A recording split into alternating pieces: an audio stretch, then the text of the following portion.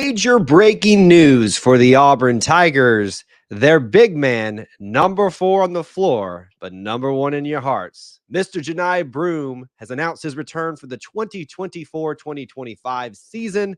Huge move for Bruce Pearl to retain him. Huge move for the Tigers to have him back for another year. Lots to talk about and lots to react to. Let's get into it right now.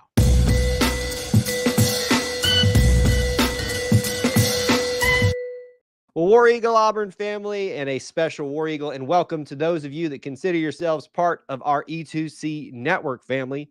Thank you so much for joining us, whether you're live, on the replay, on a different social media platform, or a home base of YouTube, however you got here, whenever you got here. We appreciate you being here and being part of our little family within the Auburn family. What we have on store for you today is a reaction stream to the breaking news of Johni Broome deciding officially now that he will return for the upcoming season with the Auburn men's basketball team, finishing out his 4th year. Now, I would assume he would have another year of eligibility. Seems like everybody still has one of those. But effectively, his senior year, he will finish out with the Auburn Tigers, which is a great bit of news, a lot to talk about, a lot to react to, a lot to discuss, not just about Johni, but the implications for what it means for Bruce Pearl and the Auburn Tigers. What are they retaining in Johni? What does this fix in terms of needs? What does this mean for what else needs to be done in the offseason for Bruce Pearl and his squad? Obviously, we're going to talk about that. We want to hear some of your reactions, your commentary, and celebrations as well. So please do join us in.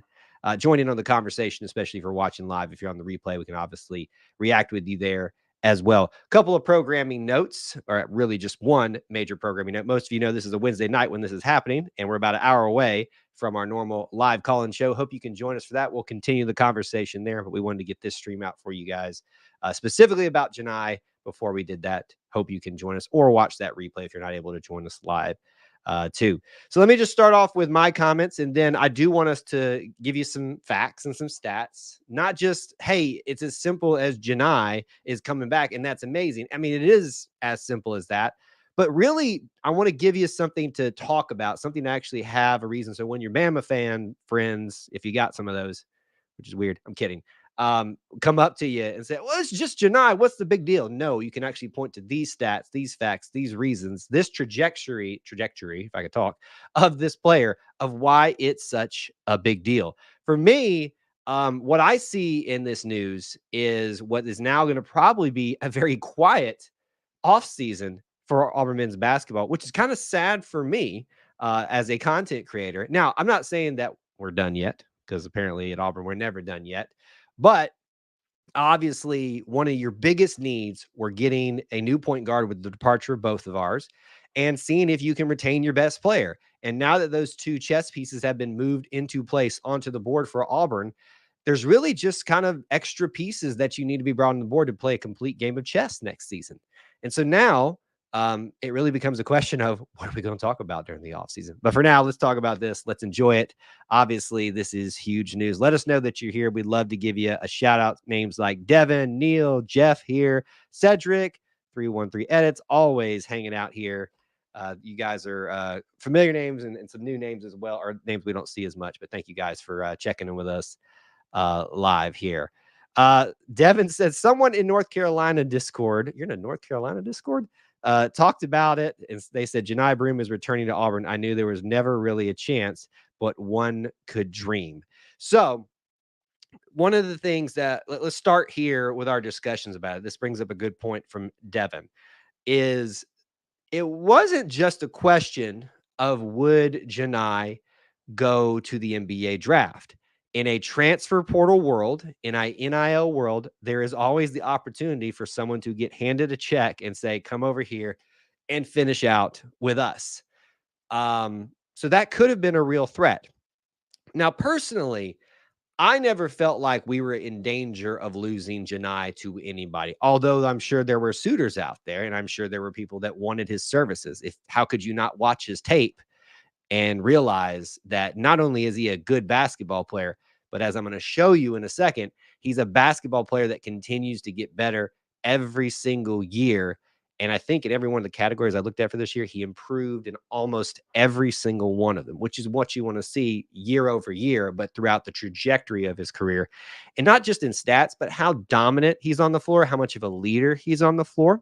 So, yes, some people would want his services. Now, the real threat for me, in my mind, was he going to go to the NBA draft? Because if you'll recall, we talked about this ad nauseum last year.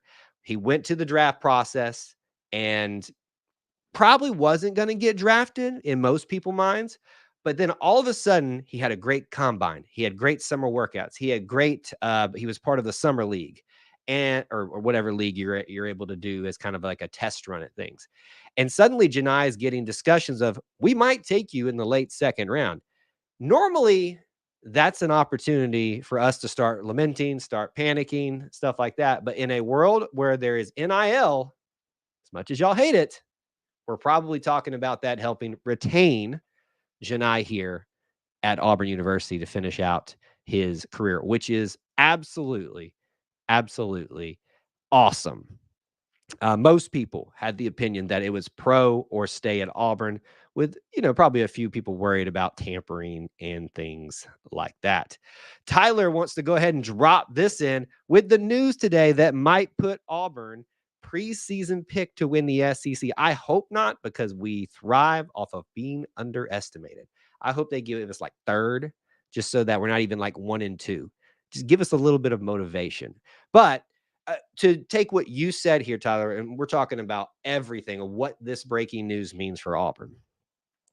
If you looked at a lot of the way too early, and they are way too early, preseason, not even preseason, just barely into the offseason, predictions of top 25 March Madness teams. You've seen them come out from every big college basketball name and sports venue out there.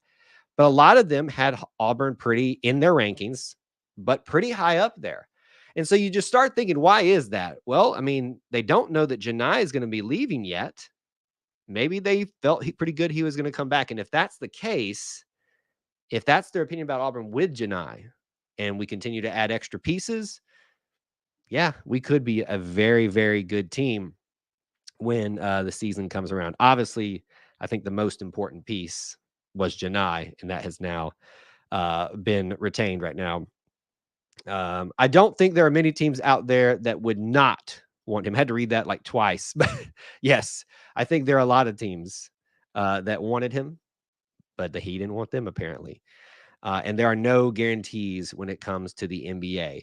You are guaranteed money now in the especially power conference realm in big time sports such as college basketball. So take the money, have some fun, and if you love being at a place like Auburn, it just gets even better.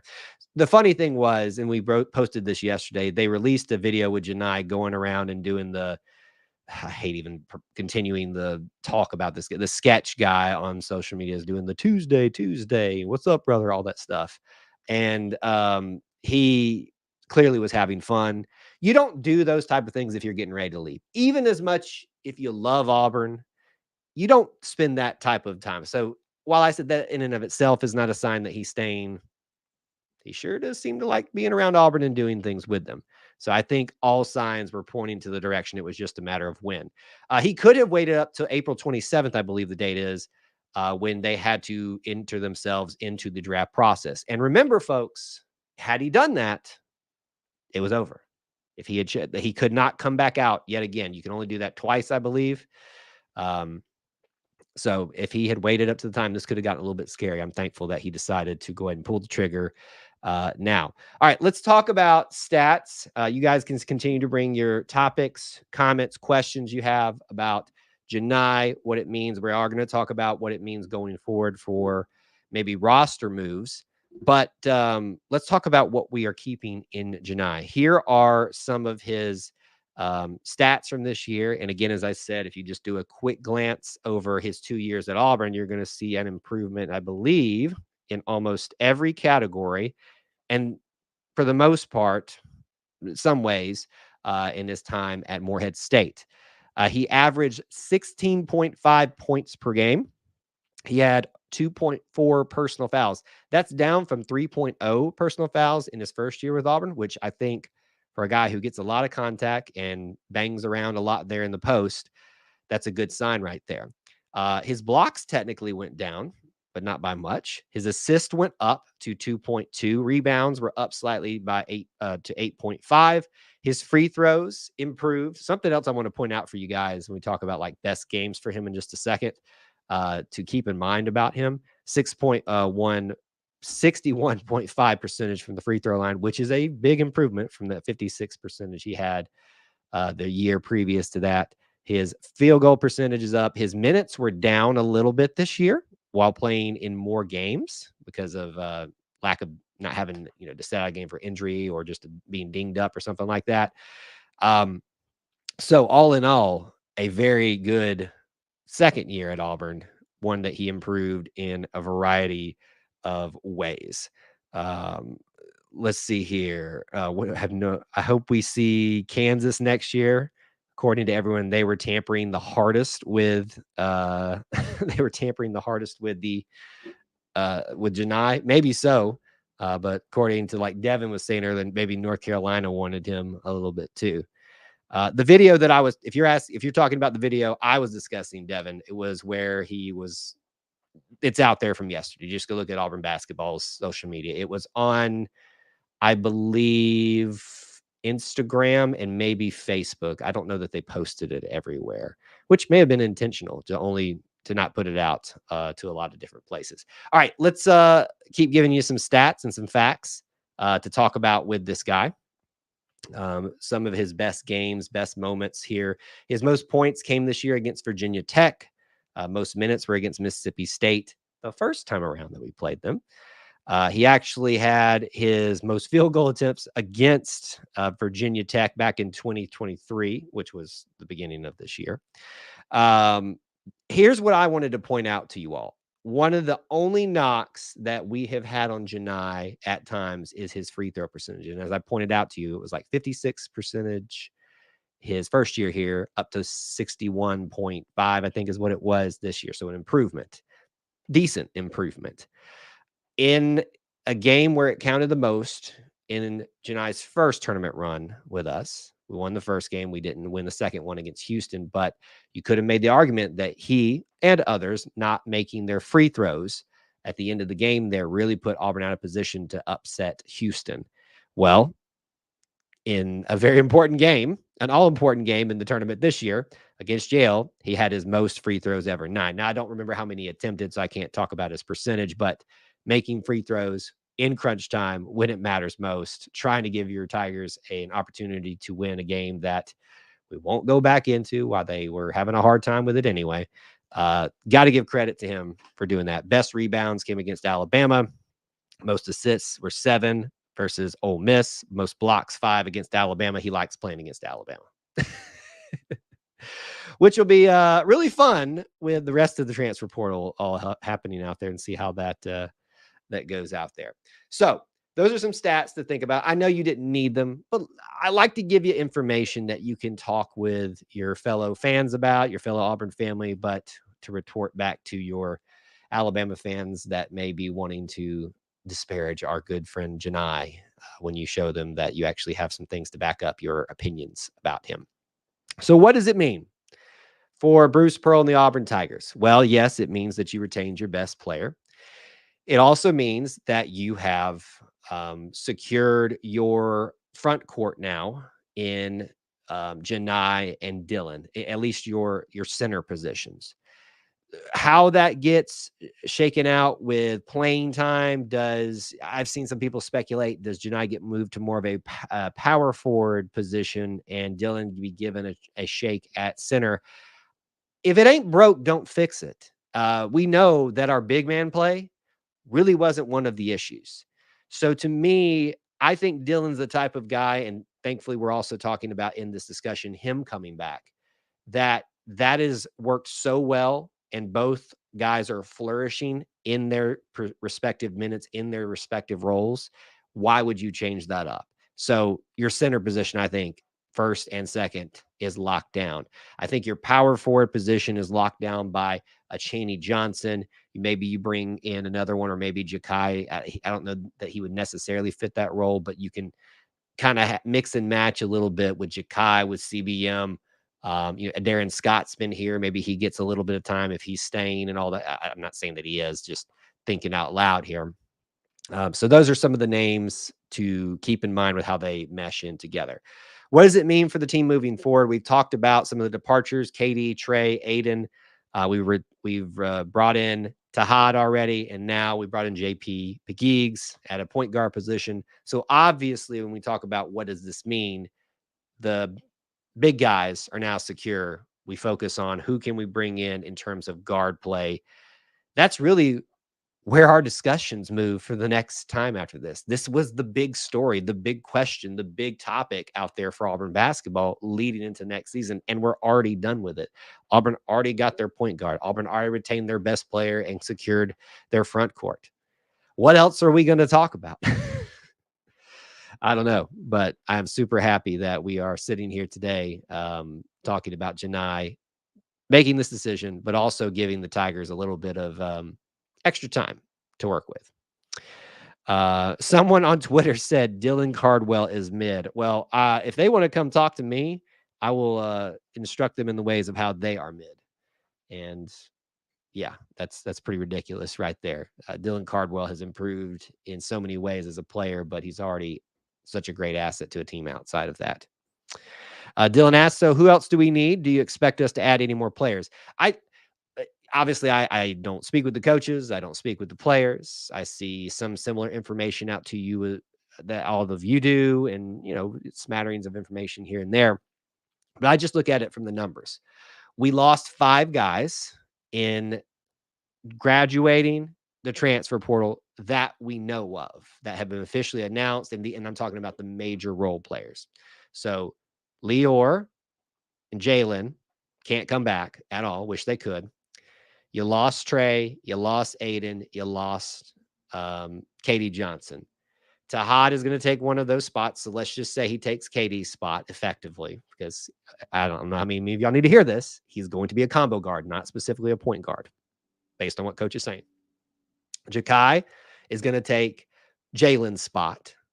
In fact, you know what? We'll just make it easier. Those 2 spots, the 2 graduating spots, a forward and a guard, have now been taken by who was already coming in. That remains 3 other spots that need to be filled in. So that means one of those has been filled by JP Pegues. So 2 more guard positions are effectively available. So I would say, yes, we will bring some others in. We can talk about CBM developing into a superstar next year. We can, when we certainly can shift into that. And when you've got great players surrounding each other, they tend to help each other flourish. Speaking of and talking about, excuse me, this Johni news, one of the things that has been brought up is how we needed more scoring from our guard position. And I would tend to agree with that, especially when you look at Johni as the best player, the best scorer overall.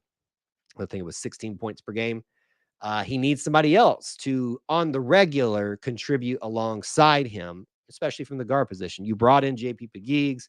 Obviously, nothing is a complete transfer, at least right away. Sometimes it is, but that seems to fix that for Johni too. Maybe takes a little bit of the pressure off him.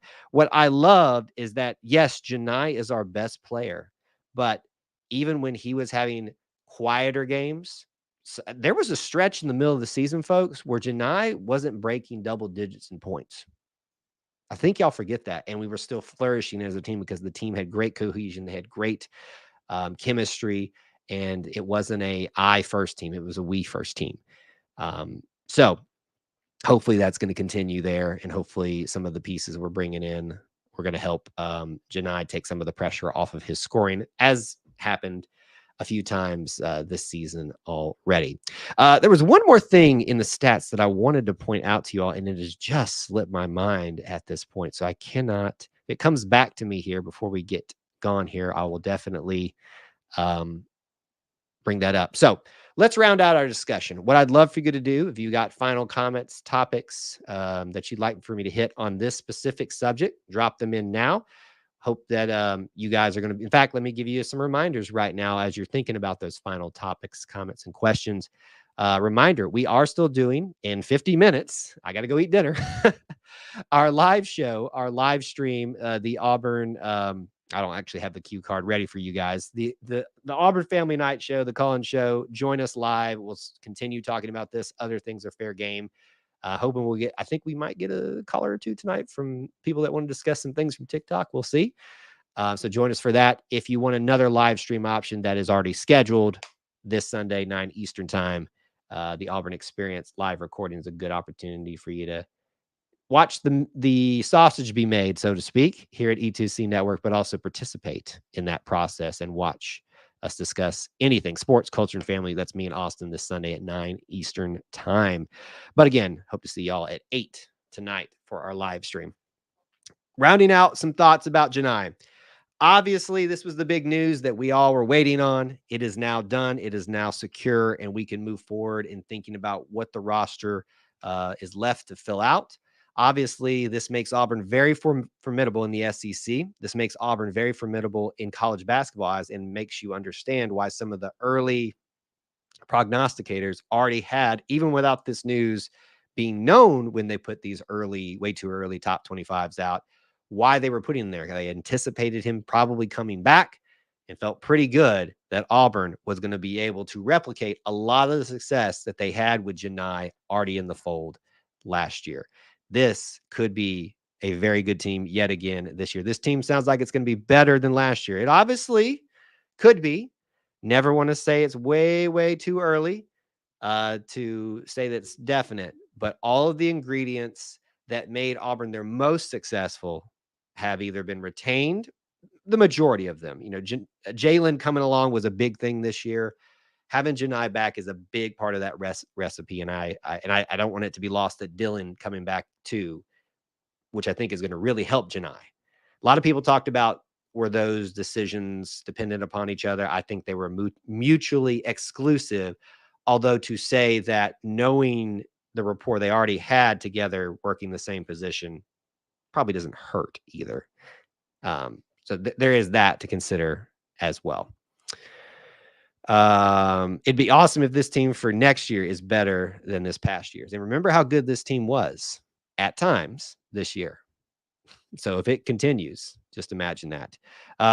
What if Trey withdraws from the portal? Obviously not really contingent upon Johni's decision, but you never know when people see the very nice team that's being brought together by Bruce Pearl and they go investigate some things. Maybe they say, you know what? I want one more year of that as well. Won't say it won't ever happen. I just wouldn't get your hopes up about it. But folks, Johni is back. That is going to do for our initial reaction and commentary on it. We thank you all for watching and joining us live here for this impromptu live stream. Hope to see some of you guys either live or on the replay of our upcoming in about less than an hour call-in show where we can talk about this some more and plenty of other things in the Auburn space. Thank you for joining us. Get excited, even though it's a long way away. All I got to say to the rest of college basketball is be forewarned. Johni Broome is back. Talk to you guys later. Well, in actually a few hours, in about an hour or so. War Eagles.